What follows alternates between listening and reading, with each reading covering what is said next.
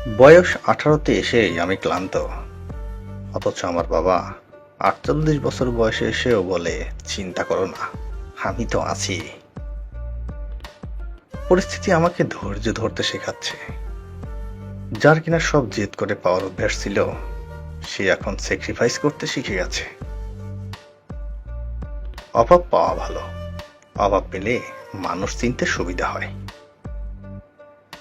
ভেঙে পড়ো না, যখন সব কিছু হারিয়ে যায় ভবিষ্যৎ তখনও বাকি থাকে। পানি ছাড়া যেমন গাছ বড় হয় না, আঘাত ছাড়া মানুষ তেমন শক্তিশালী হয় না। মানুষ কি বলবে বলুক, তোমার সৎ ইচ্ছা আর স্বপ্ন পূরণের জন্য যা করা দরকার তাই করে যাও। সফলতা দিয়ে তাদের মুখে তালা লাগাও। শান্তি আমার বাজেটের বাইরে। যে বিষয়ে মনে খটকা লাগে, সে বিষয়টা যতটা সম্ভব এড়িয়ে চলুন। বিশেষ পরিস্থিতিতে মানুষ বন্ধু ও শত্রুকে চিঠি নিতে পারে, আর যে পারে না সে তার ভুলের জন্য মাসুল দেয়। মানুষ চিনতে ভুল করার মধ্যে লজ্জার কিছু নাই, কারণ অমানুষগুলো দেখতে অবিকল মানুষের মতোই। তিনটি জিনিসের মূল্য তিন শ্রেণীর মানুষ ভালোভাবে বুঝতে পারে। যৌবনের মূল্য বোঝে বৃদ্ধ, স্বাস্থ্যের মূল্য বোঝে অসুস্থ, সম্পদের প্রয়োজনীয়তা বোঝে অভাবী।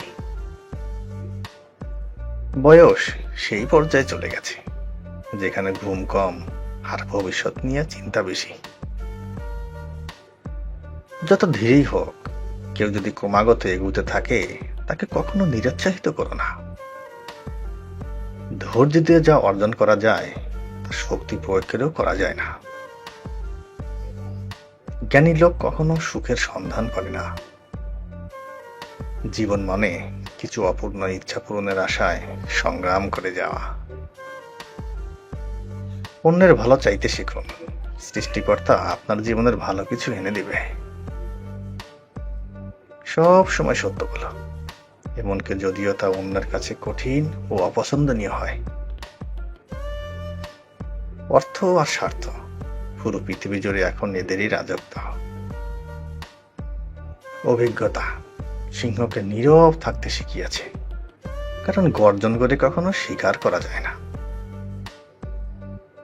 মানুষ যদি জানতো সে সামনে কি পেতে চলেছে, তবে কখনো অধৈর্য হতো না।